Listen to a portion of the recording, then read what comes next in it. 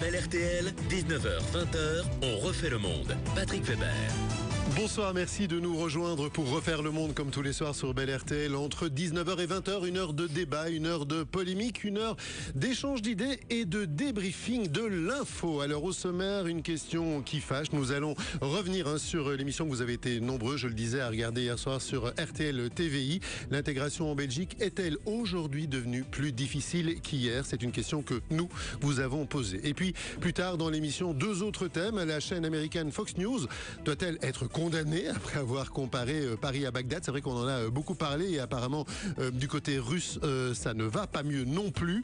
Et dernière question, l'Europe va-t-elle contrôler davantage les voyages aériens et le faut-il? Nous allons parler de tout cela avec nos polémistes et nous sommes très très heureux d'accueillir aujourd'hui deux petits nouveaux dans l'émission. Alors le premier, vous le connaissez puisque si vous avez vu l'émission hier, il a mené, je dirais, ce reportage, mais comme toujours, à sa manière très Defosséenne, je dirais. Jean-Claude Defossé est très très content de vous accueillir. Bonsoir. Bonsoir. À côté de vous, Adil El Arbi, qui est réalisateur, scénariste, polyglotte aussi en l'occurrence ce soir. Adil, on va la faire en français si ça vous dérange pas, parce que je sais que vous êtes très connu du côté flamand aussi, parce que vous avez remporté une émission très célèbre là-bas. On en parlera peut-être un petit peu plus tard. Bonsoir Adil, on est content de vous avoir. Christian Hubert, vous êtes toujours journaliste. Toujours. Voilà, vous avez une nouvelle coiffure, mais ça c'est pour vos fans, on en parlera plus tard. Et Renaud Duquesne qui est avocat et parmi nous. Bonsoir Renaud. Bonsoir et bienvenue à Adil et à Jean-Claude. Merci. Voilà, pour la question qui fâche, vous savez que c'est Pauline qui attend vos appels comme tous les soirs au 0823 530. Je la remercie, d'ailleurs j'en profite parce que je le fais pas assez, elle fait un travail remarquable. Et puis vos SMS au 3323. On refait le monde sur Bel RTL. La question qui fâche.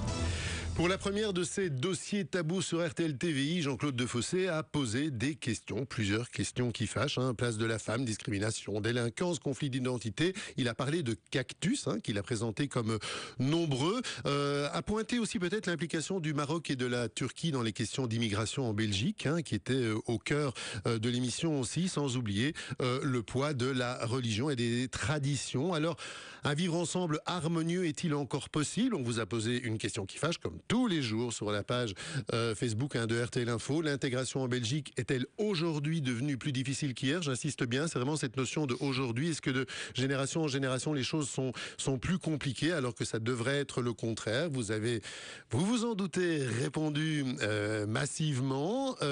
Quelques réponses. Christophe Verians qui nous dit « Et oui, en 2015, c'est surtout la connerie humaine et le racisme qui détruisent les bases de la société. » Mohamed Mahmer qui dit « Il n'y a jamais eu d'intégration, d'ailleurs ni une véritable envie d'intégrer les immigrés, que ce soit par les autorités ou le privé. » Nordine Benganem qui nous dit ben voilà, on nous rabâche sans relâche qu'il faut s'intégrer, mais qu'est-ce que l'intégration? Dois-je m'intégrer? Ok, mais à quoi? Moi je suis né ici, j'ai grandi, j'ai étudié, je travaille, je cotise, je consomme, je suis marié, mes enfants sont nés ici, mes amis s'appellent David, Yvan, Michel, Frédéric, ils ont vécu les mêmes joies, les mêmes galères. Doivent-ils également s'intégrer, ou juste mes amis Mohamed, Karine ou Abdel? Voilà, ça c'était le message de Nordine. Et puis alors, je vais encore en citer un ou deux, c'est Cynthia Dobranche qui nous dit l'intégration est impossible parce qu'il y a trop de différences culturelles. Il faut lire ces messages parce que forcément ils nous arrivent aussi. Jean-Christophe lui trouve qu'il faut revoir le système éducatif en profondeur. Alors, Jean-Claude Defossé, vous avez construit à mon avis cette émission comme ça, avec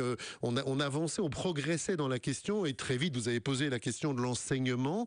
Est-ce que vraiment le nœud de la question se situe là, à votre avis, dans les écoles? Tout à fait. C'est évident que la clé de l'intégration commence par l'école. C'est là que tout se joue. Et il faut quand même faire un petit rappel, c'est que malheureusement, indépendamment de l'immigration, l'enseignement en communauté française, et je vais être poli, n'est pas flamboyant. On sait que tous les tests PISA... Je vous ai connu plus rentre dedans. Oui, mais c'est pour faire une... Je vais faire une...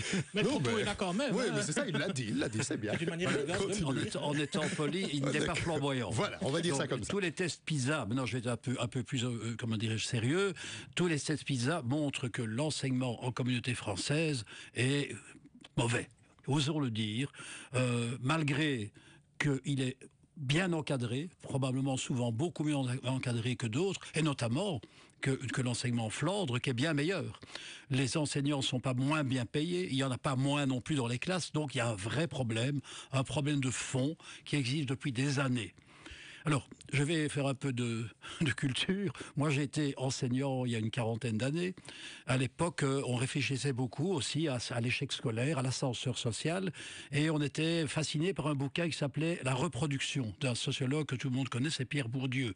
Bourdieu et Pastron avaient sorti ce bouquin qui s'appelait La reproduction. En simplifiant les choses, je dirais simplement, il voulait démontrer que l'école, plutôt que d'être un ascenseur social, pour les grandes lignes, reproduisait les strates de la société. Alors, le fils de notaire devenait notaire, le fils de manœuvre devenait manœuvre. Vous avez vu dans l'émission, vous avez vu hier, le docteur Afida Bakoui était une exception.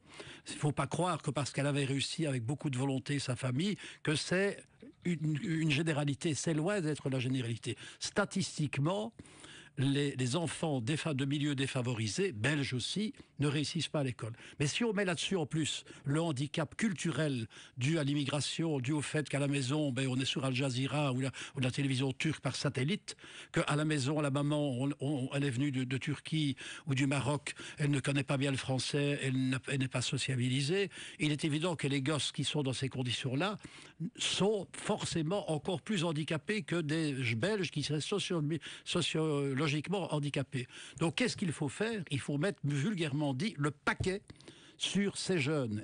Et dès l'école gardienne, tous les pédagogues savent, c'est connu depuis toujours, que c'est dans les premières années de la vie des enfants, à l'école gardienne et primaire, que les carottes se cuisent. C'est pas moi qui le dis, tous les sociologues disent ça, plutôt tous les pédagogues disent ça.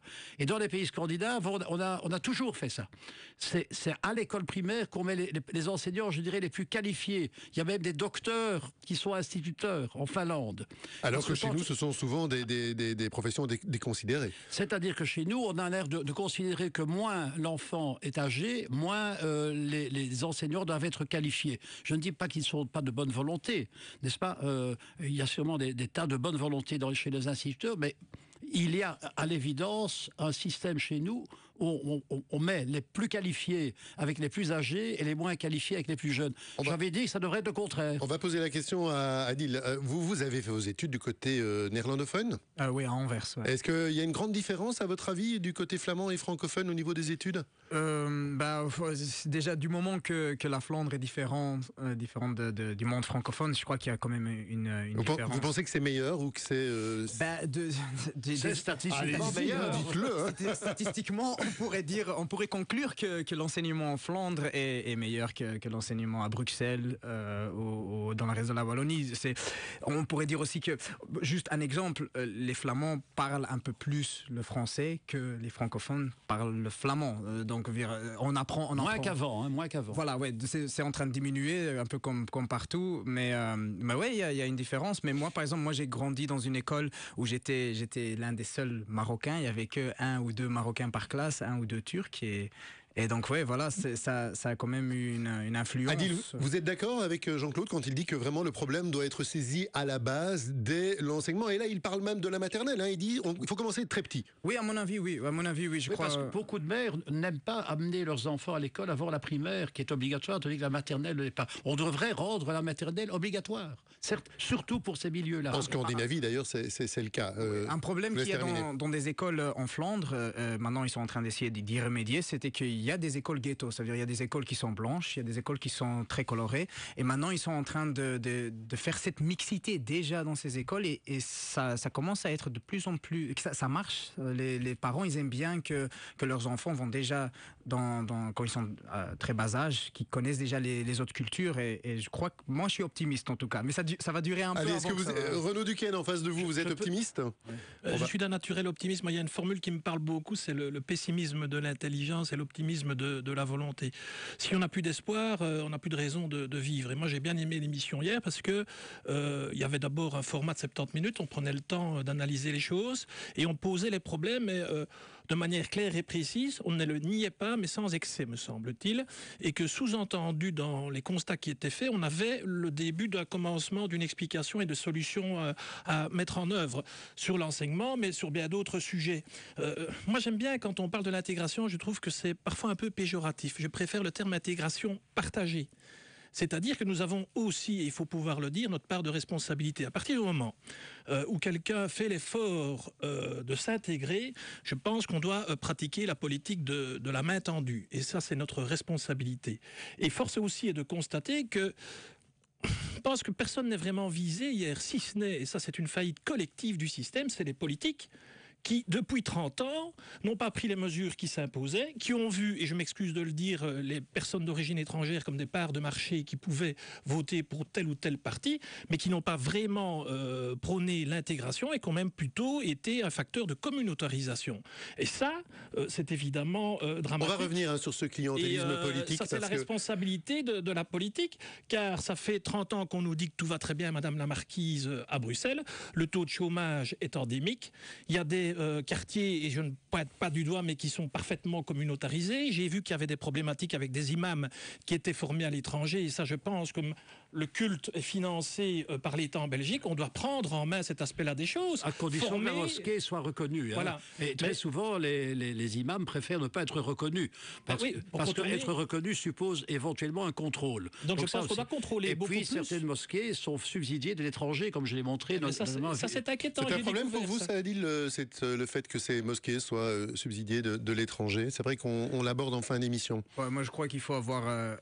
chaque pays a son islam. Je crois qu'il faut avoir un islam de la Belgique, un islam de l'Europe. Oui, ça revient.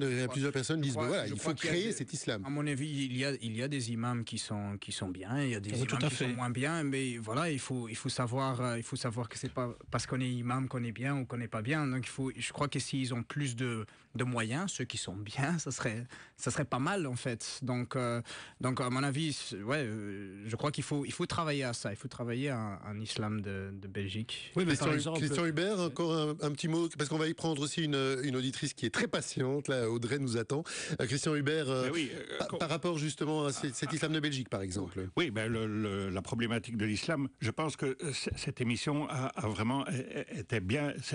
C'est un bien pour le public parce que d'abord, le fait qu'il y ait 636 000 téléspectateurs, c'est-à-dire énormément, plus que The Voice sur la chaîne concurrente, ça prouve que le sujet est intéressant, est important et que le problème n'est pas réglé du tout. Il concerne les gens. Et concerne les gens. Mais j'ai été très étonné d'entendre beaucoup de critiques, puis j'ai lu les... il faut dire que l'émission, soyons francs, a fait beaucoup réagir sur les réseaux sociaux toute la journée. Cet après-midi... Mais je pense qu'il y a une minorité qui est agissante. Il y a une majorité parfois qui se tait et qui ne prend peut-être pas assez la parole. Voilà, c'est ça que je voulais dire. Dans les deux sens d'ailleurs. Oui, mais c'est ça que je voulais dire. Donc, j'ai regardé un petit peu sur Internet les sites des différents médias, des journaux, etc., ce que les lecteurs disaient, et 80% étaient tout à fait d'accord, à juste titre, avec l'émission, disant que c'était une émission de qualité. Il y en a même ça, pas... c'est votre avis aussi. On peut avoir un autre avis, bien évidemment. C'est tout à fait mon avis aussi, parce que je trouve que, et je suis très à l'aise pour le dire, parce que quand Jean-Claude Defosset était en politique, j'ai pas voté pour lui pour son parti, mais journalistiquement... c'est dit, voilà, le message est passé. Mais journalistiquement, c'était extrêmement professionnel, extrêmement propre, et ça, c'est important. Et donc, ce que je veux dire, c'est que les 20% qui étaient contre font plus de bruit que les 80% qui étaient, à commencer évidemment par monsieur les chiffres. Monsieur Mirkir, qui lui, évidemment, fait vraiment beaucoup de bruit. Bon, je pense pas qu'il était tellement bien placé pour ce genre de choses. Je vais demander, avant de parler des Mirkir, à Audrey et à Georges, encore un tout petit instant de patience. C'est pas long, le temps de quelques pubs, on se retrouve et on va donner la parole aux auditeurs. Polémique, débat et échange d'idées, on refait le monde sur Bel RTL. 19h19 sur Bel RTL. Ce soir, nous sommes en compagnie de Jean-Claude Defossé, journaliste Christian Hubert, journaliste Renaud Duquesne, avocat, et Adil El Arbi, réalisateur et scénariste. Et vous, vos SMS au 3323 et puis vos coups de téléphone. On va d'abord écouter Audrey. Audrey, bonsoir. Bonsoir. Bonsoir. Vous nous appelez d'où, Audrey ? De Waterloo. De Waterloo. Comme une chic et riche. Comme une chic et riche. Écoutez, je n'ai rien dit, je ne pensais même pas. Merci pour votre patience d'abord, parce que c'est vrai qu'on est vraiment rentré dans le débat tout de suite. Vous avez vu l'émission hier. Je voudrais un peu revenir sur cette question. En tout cas, moi, c'est la question qui m'est venue à l'esprit après avoir vu l'émission. L'intégration en Belgique, aujourd'hui, est-elle devenue plus difficile qu'hier ? On le dit beaucoup au début de l'émission, disant que c'était peut-être plus facile pour les premières générations, qui trouvaient aussi plus facilement du boulot, que pour les générations actuelles. Quel est votre avis par rapport à ça, Audrey ? D'abord, je voulais dire que tous les migrants, depuis le début, que la Belgique, notre pays, les a accueillis, ne sont pas rentrés par effraction. Ils sont rentrés en étant régularisés et par la régularisation avec beaucoup de demandes de notre part. Il ne faut pas oublier l'histoire. Le 27 février 1964, nous étions demandeurs et en 70 aussi. Voilà. Et comme ça s'est fait pour l'immigration italienne aussi, par exemple. Et italienne, grecque, portugaise et autres. Cette émigration aujourd'hui a 55 ans et il y a une nouvelle émigration qui a des difficultés. Et ces difficultés sont, un, d'ordre politique et deux, d'ordre international. Il y a des problèmes aujourd'hui qui sont liés à l'islam. Il ne faut pas se leurrer et se le cacher. C'est un islam aujourd'hui déporté, exporté, qui fait peur. Et la loi de la peur et du chaos, on l'a connue en 40-44 et en 14-18. Malheureusement, cette loi, elle est en train de nous rattraper. Et nous sommes aujourd'hui inconsciemment en train de poursuivre au lieu de favoriser les choses. C'est vrai que De Fossé, il a été très maladroit en tant que journaliste. Je déplore malheureusement sa façon de présenter les choses. Mais il est là, il va vous répondre. Hein. Oui, je sais très bien. On a déjà eu un face-à-face quand il a dû se présenter aux élections. Je lui ai demandé est-ce que c'est parce qu'il vieillissait. Ah oui, je me souviens. Oui, mais ça, c'est autre chose. On ne parle pas des élections ce soir, Audrey. On n'est pas dans un débat politique. On réagit à une émission. Vous êtes une femme politique, madame? Mais pas du tout, pas du tout. Je suis plutôt scientifique. Vous le savez très bien. Vous savez très bien que je suis une physicienne. Vous me connaissez bien et on a déjà eu. Visiblement, il ne se souvient pas tout à fait. Mais c'est pas grave. Pas de private joke, s'il vous plaît, Audrey. On n'est vraiment pas là pour ça. Oui, c'est simplement pour vous rappeler qu'il faut bien identifier les choses, qu'aujourd'hui, l'émigration est partout. Que l'émigration, que vous le voulez ou non, que je le veuille ou non, ma fille, hier encore, m'a dit « Maman, je vais me marier avec un Chinois ». J'aurais jamais imaginé que ma fille allait se marier avec un Chinois. Félicitations. Aujourd'hui, on va vers l'américanisation. C'est très bien. J'ai un beau-fils qui est congolais, j'ai un beau-fils qui est italien et un autre qui est espagnol. Bah oui, vous savez, une vraie famille arc-en-ciel, Audrey. Voilà. Et pourtant, on est belgo-belge et français d'origine depuis Edith Cavelt.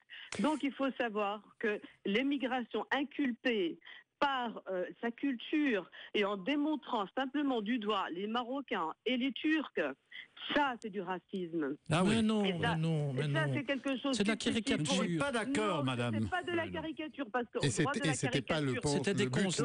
Le mot lâché, n'est-ce pas? Islamophobie et racisme. Non, madame, je ne suis pas d'accord. C'est de l'incitation à la haine. Bien sûr. Je suis désolée. Bien sûr. C'est des raccourcis, madame. Audrey, vous avez donné. Je vais vous donner mon dernier point de vue. Alors, très rapidement, parce qu'il y a Georges qui attend derrière vous.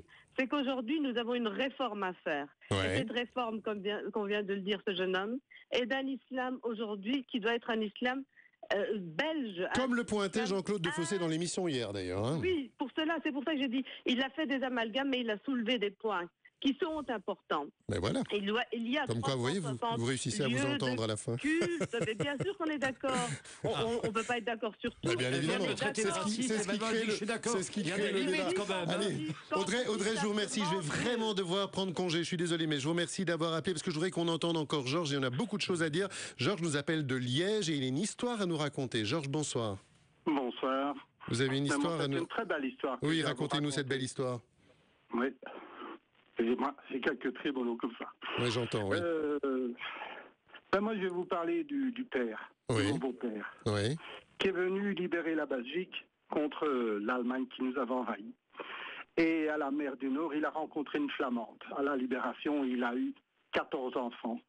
Cette Flamande avait déjà eu un enfant avec un blanc, qui l'avait abandonné. Oui. Il lui a donné son nom aussi. Donc ça en fait 14. Oui. Et il a travaillé, il a fait double équipe toute sa vie à Cuivrezinc, à Trou. Et il habitait à La Brouque, près de Trou. Et à son décès, eh bien... Quelle était l'origine de ce monsieur? Marocain. D'accord, vous ne l'avez pas dit. Donc on est allé chercher tous les pauvres hommes qu'on pouvait aller chercher, que ce soit les Berbères ou quoi, dans les campagnes, hein, là où ils étaient le moins développés, où ils pouvaient le moins comprendre.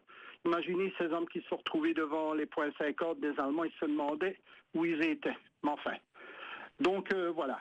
Il a donné, il a offert sa vie parce qu'on aurait pu facilement lui ôter, hein, dans des conditions pareilles. Et voilà. Et Georges, vous racontez que lors de son décès, il y a eu vraiment une émotion très importante dans le village. Écoutez, là-bas à Trou, Ce monsieur était connu de tous, Oui. aussi bien des immigrés que des Belges. La commune a fermé ses portes le jour de l'enterrement, ainsi que la plupart des commerçants. Il y avait 2000 personnes qui étaient les uns dans la petite église de Trou, les autres avaient envahi tout le carrefour. La police fermait la route parce qu'on ne savait plus passer. Il y avait 2000 personnes. Pour un ouvrier marocain avec 14 enfants, là-bas, c'est une chose. Il y a certainement d'autres qui auraient mérité les mêmes honneurs. Mais là, ici, en tous les cas, c'est quelque chose que je ne peux pas oublier. Je comprends, Georges, que vous ayez des trémolos dans la voix. Malheureusement, je dois vous dire au revoir. Je vous souhaite une bonne soirée. Je vous remercie d'avoir attendu. Et ça valait vraiment la peine de raconter votre histoire. Bonne soirée. Restez avec nous, bien évidemment, sur Bel RTL. Ce que Georges disait aussi, à cette époque, pas de problème d'intégration, mais c'est plus compliqué aujourd'hui pour les jeunes.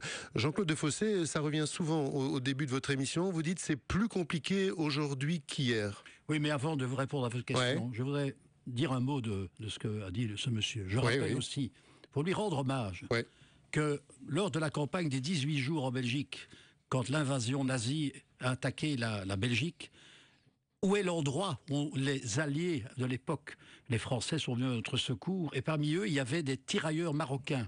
À Gembloux, ils ont résisté pendant 2 jours. Pour celui qui connaît Gembloux, c'est une plaine. Donc c'est très difficile pour des tirailleurs de s'accrocher au terrain. Ils ont résisté face à une division blindée allemande pendant 2 jours. Allez visiter le cimetière de Gembloux. On voyait toutes les tombes de ces Marocains qui se sont fait trouer la peau pour nous. Ce qui était frappant aussi, ce qui est frappant quand on visite ce cimetière de Gembloux, c'est que toutes les croix, ce sont des officiers, ce sont des Français, et tous ceux qui sont des soldats, ce sont des Marocains. Et donc je veux aussi rendre hommage, moi, et je comprends l'émotion de ce monsieur. Les Marocains aussi se sont battus pour nos libertés. J'ai d'ailleurs voulu faire un jour un reportage là-dessus, en essayant de trouver des anciens combattants de Gembloux qui avaient peut-être des descendants à Scarbeck pour amener les écoles et pour faire ce lien.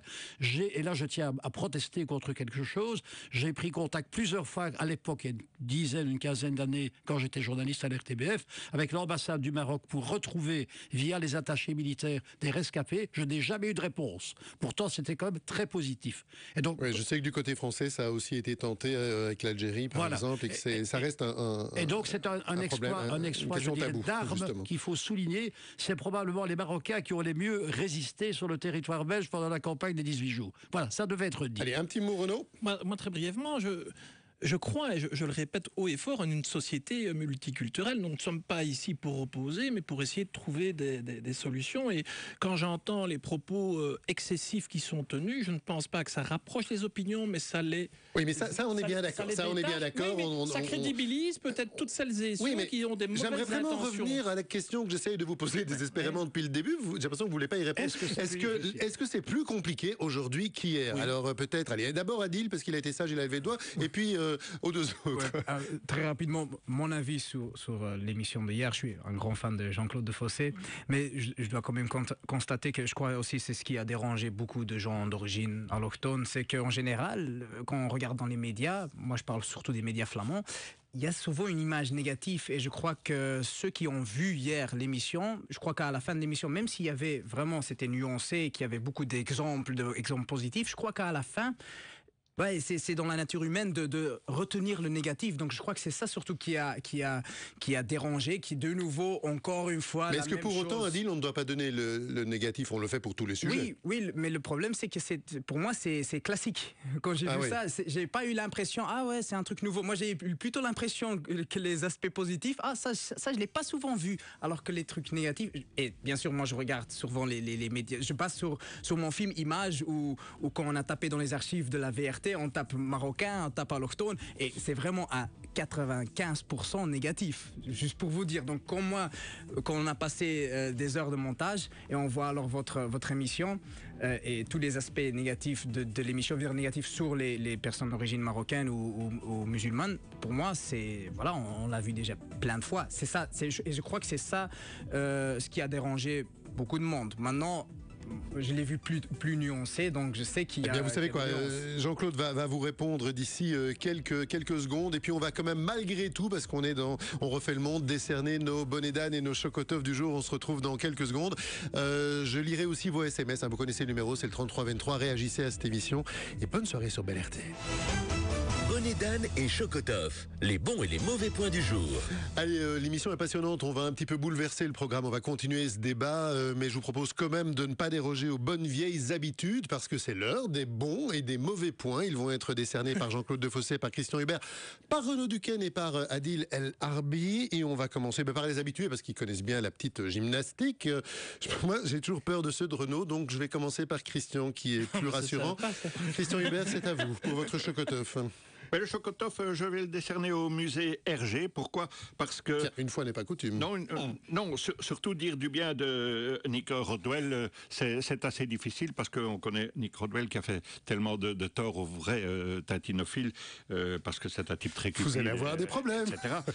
Mais ici, il faut reconnaître, ils ont consacré une certaine partie du musée aux caricaturistes de Charlie Hebdo.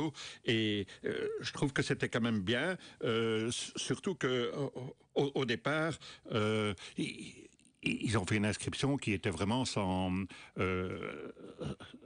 on pouvait pas discuter ça, quoi. Je veux dire, c'était vraiment le 100% pour Charlie Hebdo. Alors, de la part de Tintin, qui est le petit journaliste qui est né en plus dans un milieu très catholique conservateur, ne l'oublions pas, c'est vrai que c'est assez ironique. Exactement. Et donc, mais Hergé lui-même était aussi un excellent caricaturiste.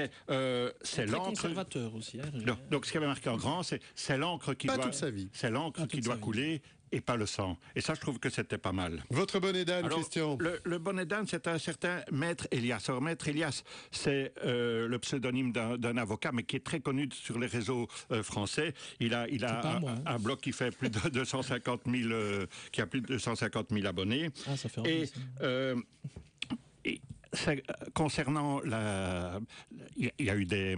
Maître Éolas, nous dit-on, parce que moi j'ai une oreillette, mais qui sait Elias, tout. c'est le messager de Dieu. Voilà. Bon, allez, terminez. Racontez-nous qu'est-ce qu'il a fait, ce Maître Éolas.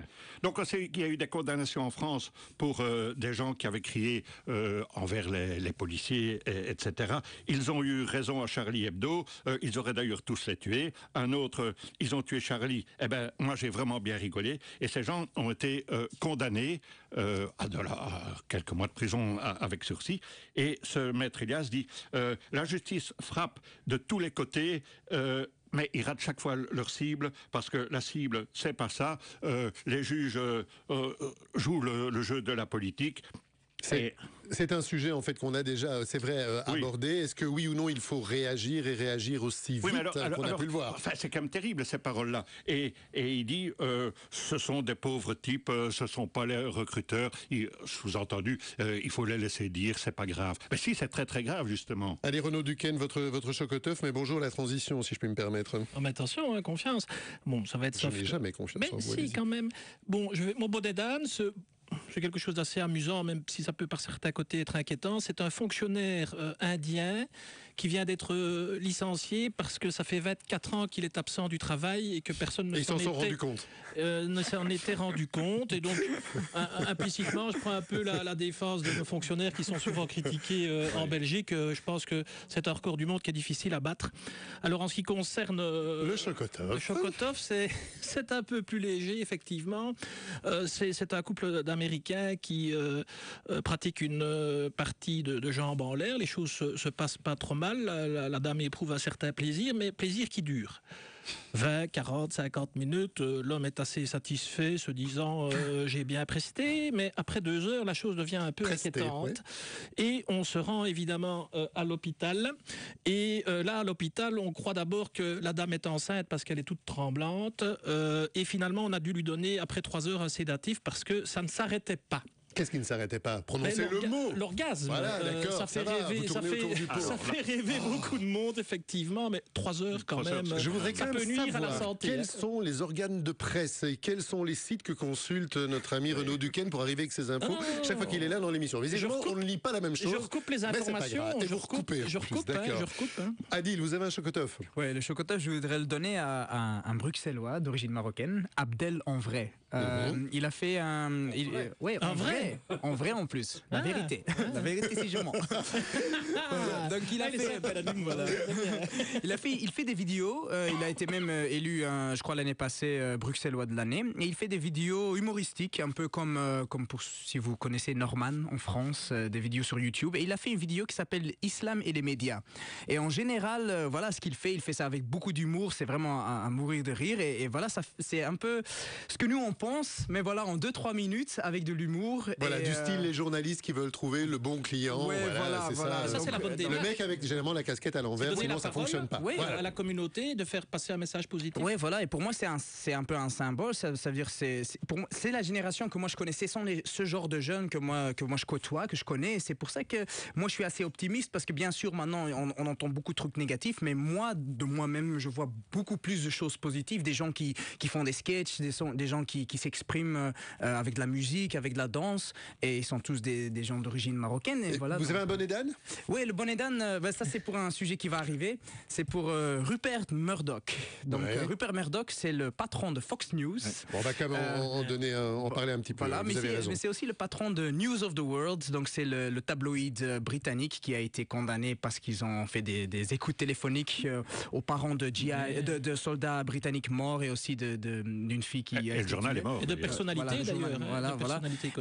Et ben Rupert Murdoch, lui, parce que c'est vraiment... Ouais, on va en parler après. Alors pour ceux qui rejoignent l'émission, il faut quand même rappeler que Adil a un point commun avec Bart de Wever, c'est qu'il a fait l'émission bien connue en Flandre, Slimste Mens. Donc en gros, c'est l'homme le plus intelligent, mais que contrairement à Bart, qui a beaucoup dit qu'il était le plus malin, vous avez gagné, et lui il a perdu. Enfin, il a terminé quoi, deuxième? Il a terminé, quand lui il a joué, il a perdu en finale, alors que moi j'ai gagné. C'est un Marocain flamand qui est le plus malin de Flandre. Quelle merveilleuse image. Je propose que si Bart a envie de jouer la revanche, il est le bienvenu dans l'émission ici. Et je propose qu'on organise ça. Allez, Jean-Claude, c'est à vous pour... je sais pas, vous avez les deux, Chocotov? Pour le Chocotov, je ne vais pas être original, mais j'ai besoin encore d'honorer une fois de plus Charlie Hebdo. Pourquoi? Parce qu'ils continuent. Ils ont de nouveau mis le prophète sur la couverture de leur journal. Beaucoup de réactions. Ils proclament que c'est un journal athée. Tout le monde n'est pas obligé d'être athée, mais ils continuent la trajectoire telle qu'elle a toujours été, et ils ne changent pas un iota. Chapeau pour ces gars qui sont vraiment, je dirais, des fantassins. D'ailleurs, on constate, si je puis me permettre, parce que j'étais beaucoup me balader sur la toile ces derniers temps, que, par exemple, les catholiques intégristes ne sont pas contents du tout non plus, en disant, mais nous, on n'a pas envie non plus d'avoir de couverture qui ont introduit avec plus ce genre de procès à Charlie Hebdo. Voilà, oui, tout à fait. Parce qu'on en parle très peu. Bon, vous allez dire, forcément, il n'y a pas de commune mesure, puisqu'il n'y a pas eu le drame et la tragédie qu'on connaît, bien évidemment. Mais par rapport à la liberté d'expression, en tout cas, si on en parle de façon civilisée autour de la table, la question est posée. Et est-ce que vous avez un bonnet d'âne? Oui, j'ai un bonnet d'âne qui vient je me rappelais de quelque chose. Lors du tournage de l'émission, j'étais filmé à côté de la grande mosquée du Cinquantenaire, et je suis tombé sur... Les Bruxellois connaissent peut-être le pavillon Horta, qui se trouve juste à côté, comme chacun connaît le grand architecte. C'est le pavillon des passions humaines. Exactement, à l'intérieur duquel il y a un grand haut relief en marbre de Carrare qui doit faire à peu près une vingtaine de mètres de long. C'est un chef-d'œuvre. Qui est un chef-d'œuvre. Ce pavillon vient d'être enfin restauré après être tombé pratiquement en ruine. Il est magnifiquement restauré. On raconte l'histoire de la bagarre entre Lambeau et Horta, qui Lambeau était fâché parce que c'était mal éclairé, etc. Par contre, pour visiter ça, c'est impossible. Et ça me ramène à la raison fondamentale de ça. À 50 mètres se trouve la grande mosquée du Cinquantenaire. Et pour ne pas indisposer les musulmans, ce truc est fermé. Tous les ans, c'est un débat qui revient lors des journées du patrimoine. Et ça me rappelle mon enfance, les grands travaux inutiles.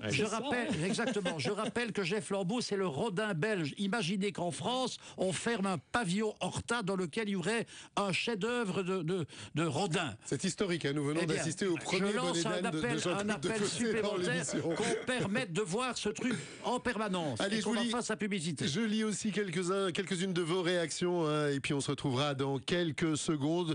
N'oublions pas que beaucoup d'immigrés ont contribué à l'essor économique de certains pays d'Europe du Nord. Les responsables, ce sont les hommes politiques, mais ça revient très souvent dans l'émission. Vous vous en doutez. Pourquoi Pourquoi minimiser les choses et ne pas accepter la réalité? Et l'école est le véritable problème. Et puis alors aussi pas mal de réactions suite à ce monsieur qui expliquait justement son beau-père qui s'était battu. Ça visiblement ça vous fait beaucoup réagir. Il faut voilà, bonsoir, bravo, mon père est mort pour la Belgique et il faudrait qu'on s'en souvienne. Voilà, c'est quelque chose dont on parle peut-être trop peu. On se retrouve dans quelques secondes. On continue le débat, l'émission d'hier, et puis on parlera aussi un petit peu de Fox News. Bel RTL, 19h-20h, on refait le monde. Patrick Weber. 19h46, nous continuons à refaire le monde ce soir en compagnie de Adil El Arbi, réalisateur et scénariste, Renaud Duquesne, avocat, Christian Hubert, journaliste, et Jean-Claude Defossé, journaliste lui aussi. Nous parlons de cette émission qui vous a fait beaucoup réagir hier. Vous avez été très nombreux à suivre sur RTL TVI, mais ça ne nous empêche pas d'avancer dans cette émission-ci. J'aurais voulu évoquer un sujet qui rejoint d'ailleurs, je crois, le sujet de l'émission de Jean-Claude. La chaîne américaine Fox News doit-elle être condamnée pour avoir comparé Paris à Bagdad? Alors je vous explique, la ville de Paris va porter plainte pour préjudice contre la chaîne américaine Fox News. Alors c'est une chaîne, pour faire simple, qui est un peu fort de droite, on va dire les choses comme ça. En cause les zones musulmanes de non-droit dans la capitale française, tenues à l'antenne après les attentats. Une chaîne russe a enfoncé le clou, elle dénonce des quartiers où l'on ne parle même pas français. Alors le sensationnalisme, je savais que j'allais déraper là-dessus, permet-il tous les dérapages? Est-ce que Adil a envie de répondre? Est-ce que vous connaissez cette chaîne d'abord? C'est vrai qu'on en parle souvent. C'était assez invraisemblable. On avait l'impression qu'on était dans une véritable zone de non-droit. Alors on a parlé de ghetto, on est bien d'accord, ça peut se discuter, mais là c'était style, surtout ne faites pas un pas, sinon c'est pire qu'à Bagdad. Ouais, en fait, je connais très bien Fox News parce que mon émission préférée, c'est une émission américaine qui s'appelle The Daily Show. C'est une émission humoristique présentée par Jon Stewart. On pourrait dire un peu le grand journal, mais aux États-Unis. Et ce qu'ils font à 50% de leur émission, c'est massacrer Fox News. Donc le fond de commerce, sur le fond de commerce, même c'est une histoire passionnelle entre les deux chaînes. Même il invite aussi par exemple des présentateurs de Fox News à son émission. Et il les massacre, mais ils doivent morfler. Oui. Et Fox News massacre The Daily Show aussi. Mais ouais, voilà, quand je regarde The Daily Show et je vois le tissu de conneries qu'on raconte sur Fox News, c'est vraiment inimaginable. Mais ce qui est pire, c'est que 75% des Américains qui regardent les chaînes d'infos en continu regardent Fox News. Donc c'est 75% de part de marché, donc CNN, personne ne regarde. Ils regardent MSNBC un peu, ce qui est la chaîne un peu gauche, et Fox News. Tu ne dois pas aller très loin non plus. TF1 a mis Molenbeek en dehors de Bruxelles, je pense. Oui, c'est vrai que sur une carte, il y avait toujours des localisations un petit peu étranges. Christian Hubert, ça vous étonne ce genre d'approximation américaine? Oui, ça m'étonne, mais ce sont, à mon avis, deux choses différentes. Fox raconte des conneries, il vient de raconter des conneries. Est-ce à dire que la réaction des Parisiens, et plus particulièrement d'Anne Hidalgo, la mère, oui. De vouloir faire un procès, je pense que c'est contre-productif parce que ça donne au contraire plus d'impact à ce qu'a fait Fox. Surtout que dit Hidalgo, la stigmatisation des zones géographiques est une faute. Je ne sais pas pourquoi la stigmatisation des zones géographiques est nécessairement une faute. Parce qu'alors, en allant très loin, on pourrait dire... Je ne sais pas si vous vous souvenez qu'il y a un an ou deux, Jean Quatremer, qui est un éminent collègue qu'on a déjà... Un de nos polémistes qui vient régulièrement dans l'émission, oui. Correspondant de Libération à Bruxelles. Il avait provoqué vraiment aussi un incident terrible. Il avait fait une page où il avait descendu, mais complètement descendu Bruxelles. Et ça avait fait un but. Je peux vous dire que chaque fois qu'il vient à l'émission, on reçoit plein de SMS, les gens n'ont pas oublié, ils réagissent. Mais là aussi, les politiques, et particulièrement Vervaux, par exemple... ils en avaient fait une histoire d'État, si bien que plein de gens qui ne lisent jamais Libé, par exemple, étaient tous au courant de ce qu'il avait dit. Donc, est-ce qu'il faut vraiment monter son épingle pour cette raison-là? Renaud Duquesne, vous seriez prêt à devenir l'avocat de la ville de Paris, d'Anne Hidalgo? S'il paye bien, sûrement, je le connais. Toute cause mérite d'être défendue, et je fais d'ailleurs beaucoup d'aide juridique. C'est parfois une mauvaise image qu'on donne des avocats. Il y a quand même encore des avocats. Fox News n'a pas besoin d'aide juridique. Hein. Non, je ne pense pas qu'ils recourront à mes services, à mon avis. Je suis trop bon marché pour eux. Le message est passé. C'est l'exemple criant d'un homme ou d'une femme politique qui essaye d'attirer l'attention avec une bêtise. Moi, je préfère des hommes politiques qui abordent le fond et qui essayent de trouver des solutions. Donc, c'est bête. Et quand on voit maintenant que c'est la Russie aussi qui se joint à cela, on rigole, mais on rit jaune, parce que souvenons-nous que la Russie, elle avait des méthodes très tranchées pour supprimer les problèmes. Hein. En Tchétchénie, les quartiers difficiles, on les rasait. Donc, ça peut prêter par certains côtés à sourire, mais on peut aussi s'inquiéter. Donc, de grâce, les hommes et les femmes politiques, trouver des solutions plutôt que d'intenter des procès qui n'ont aucun sens. Allez, une petite réaction à la SMS qui vient d'arriver. Je trouve que l'animateur de l'émission n'est pas correct car il interrompt les auditeurs qui parlent, et notamment la scientifique, vous savez, tout à l'heure. Alors, c'est vrai que j'ai un peu dû l'interrompre, et non pas parce que ce qu'elle racontait me dérangeait, tout simplement parce que vous savez qu'on essaye de vraiment laisser parler tout le monde dans l'émission. Voilà, il y a des règles du jeu, mais je pense qu'on a vraiment retenu la substance du message de notre auditrice, mais je tiens compte forcément de vos remarques. Un dernier petit mot sur ce sujet, oui, Jean-Claude. Je suis évidemment contre le procès que la ville de Paris fait. C'est un délit d'opinion, n'est-ce pas? Voilà. Si on doit commencer à faire des procès, passez-moi l'expression, sur toutes les conneries que tous les journalistes du monde... Conneries, c'est le mot du jour. Hein. Oui. Bon, ici, il ne s'agit pas d'un appel à la violence ou que sais-je. C'est une forme d'exagération probablement scandaleux. Je ne connais pas le fond. Il faut quand même dire que Fox News, je crois, avec tout le bombardement d'informations qu'ils ont fait sur l'Irak et sur le fait qu'il y avait des armes de destruction massive, on pourrait dire qu'ils ont préparé le public pour la guerre en Irak. Je trouve qu'en tous les cas, c'est beaucoup plus sérieux cette affaire-là, parce que ça a permis à Bush d'envahir l'Irak. Donc ça, c'est quelque chose de gravissime. On voit ce que ça mais si on doit faire des procès parce qu'on déclare que Bruxelles est sale, ou que, je ne sais pas moi, Paris, la grande banlieue parisienne, ça fera en tout cas... sont des zones d'insécurité, il faut arrêter. Ça fera en tout cas le bonheur de certains avocats, mais pas de Renaud Duquesne, qui est un homme intègre, nous le savons ici. Je ne sais pas pourquoi je suis si gentil, tout d'un coup, c'est pas grave. On se retrouve dans quelques secondes, on va aborder la fin de l'émission, mais la suite du débriefing d'une autre émission. C'est Dossier Tabou que vous avez suivi hier sur RTL TV. Chaque soir, le débrief de l'info dans On refait le monde sur Bel RTL. Il est 19h54 sur Bel RTL. Nous entamons la dernière ligne droite de cette émission. On refait le monde, toujours avec Jean-Claude Defossé, Christian Hubert, Renaud Duquesne et Adil El Arbi. Je voudrais revenir, parce que je suis du genre têtu, à ma première question, à laquelle vous n'avez toujours pas répondu, à savoir, est-ce qu'il est plus difficile aujourd'hui qu'hier de s'intégrer? Vous le dites dans l'émission, Jean-Claude, donc quel est votre avis de citoyen? Mais je pense que pour ceux qui ont vu l'émission, ils se souviennent certainement que l'intervention du docteur Afida Bakiwi, qui disait que de mon temps, lorsque j'étais à l'école, il y avait 2 ou 3 Marocaines, ou une Marocaine dans la classe, et elle était évidemment intégrée parmi les autres. Elle a dénoncé l'existence actuellement d'écoles ghetto.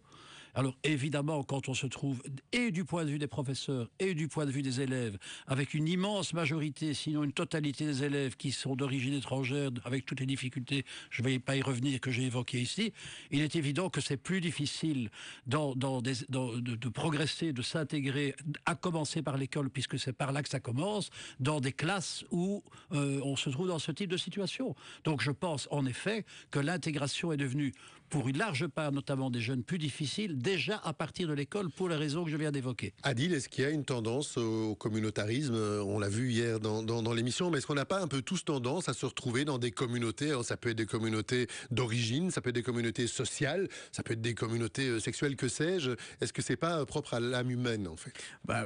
La Belgique, déjà, c'est déjà une histoire de communauté. Voilà, c'est pas comme si qu'il y a vraiment une identité belge, comme il y a aux États-Unis, ou en Hollande, ou en France. Déjà ça, on est plutôt bruxellois ou anversois ou wallon ou flamand que vraiment belge. Donc déjà ça, c'est déjà peut-être une part de l'explication du problème, mais moi je suis assez optimiste. Donc je suis réalisateur et scénariste, donc moi je prends ça en termes de film. On est maintenant dans une crise, c'est la crise. Dans un film, il y a toujours un moment, dans le film il y a toujours le moment de crise, et puis il y a la résolution. Il y a le happy end. Il y a la résolution. Il y a pas toujours le happy end, mais la résolution. Oui, c'est ça. Moi je crois que il fait des films qui se terminent toujours bien.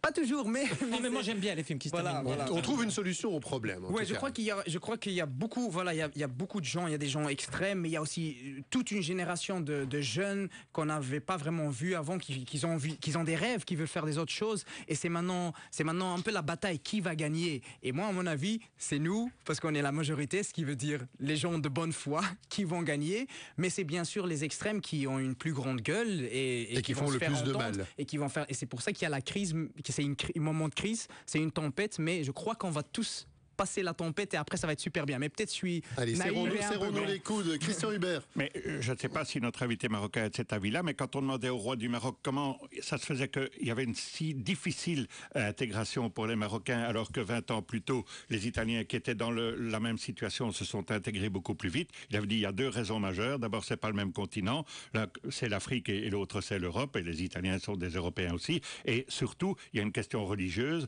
et que les Italiens n'ont pas un problème religieux par rapport aux Belges ou aux Français. C'était exact, Hassan II disait ça. On a dit la même chose pour les Polonais, par exemple, pour lesquels c'était plus simple. Ali, il a répondu, puisque c'est vrai que... bien sûr, c'était dans le contexte de la période. Ça fait déjà un bout de temps, je crois. Je crois que maintenant, ça a évolué. Tous ces jeunes qui sont nés ici, mettez-les au Maroc. Voilà. Ils connaissent le Maroc des vacances. Moi, je connais le Maroc quand je vais en vacances. Sur le plan religieux aussi. Je crois pas qu'il y a...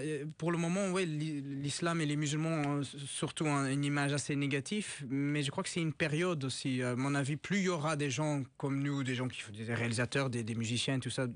Je suis musulman, mais je suis belge aussi, je suis anversois et je suis d'origine marocaine. Et pour moi, elle est un peu bruxellois aussi. Quand même, maintenant, je suis bruxellois d'adoption et je crois pas. Pour moi, ça n'a pas un conflit d'Anvers. Voilà. Pour moi, ça n'a pas un conflit et je crois que ça va évoluer positivement aux États-Unis. Il n'y a pas vraiment tellement ce problème-là. Ils sont plus libéraux sur ce plan. Encore un petit mot, Renaud Duquesne, et puis... Patrick, je suppose que tu as eu réponse à ta question. Oui, mais allez-y, vous êtes simplement, peut-être qu'on ne donne pas forcément le bon exemple non plus en Belgique. Hein. On est quand même un pays communautarisé. Hein. Voilà, ouais. Et on n'est déjà pas capable de s'entendre avec notre voisin, c'est-à-dire les Flamands. Les germanophones sont un peu sur le côté, ne posent moins de problèmes. Et donc, on doit aussi pouvoir balayer devant notre porte. Hein. Et donc, le but n'est sûrement pas de stigmatiser, mais plutôt de trouver des solutions. Moi, je suis enchanté de faire la connaissance d'Adil, qui est d'un optimisme à tout craint. Je crois que la foi abat des montagnes, même si je ne suis pas croyant.